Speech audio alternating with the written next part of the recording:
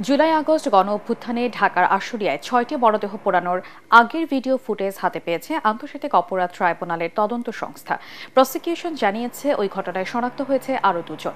মামলার তদন্ত প্রতিবেদন জমা দেওয়ার জন্য ২৫শে মে পর্যন্ত সময় দিয়েছে ট্রাইব্যুনাল। এছাড়া যাত্রাবাড়ী ও রামপুরার হত্যা মামলার তদন্ত প্রতিবেদন দেওয়ার জন্য ট্রাইব্যুনাল ২০ জুলাই পর্যন্ত সময় দিয়েছে। আরও জানাচ্ছেন হুমায়ুন চিশতি।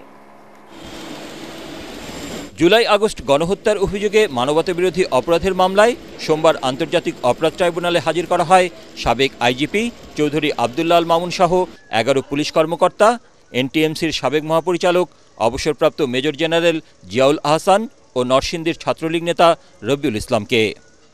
ঢাকার আশুলিয়ায় হত্যার পর মরদেহ পোড়ানো সহ আলাদা 4টি মামলায় এদের বিরুদ্ধে তদন্ত প্রতিবেদন জমা দেওয়ার জন্য দিন নির্ধারিত ছিল আজ।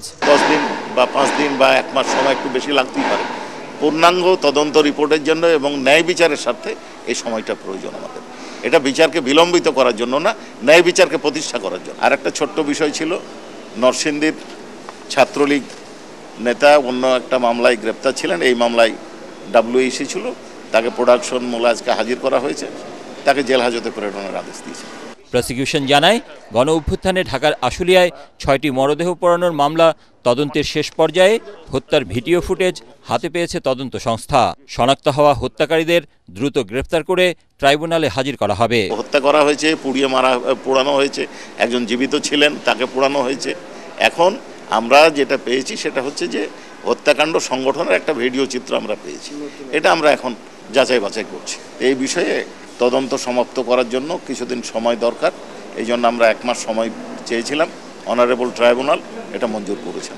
গত 5 আগস্ট ছাত্র জনতার গণ অভ্যুত্থানে শেখ হাসিনা সরকারের পতনের দিন ঢাকার আশুলিয়ায় এক নারকীয় ঘটনা ঘটে।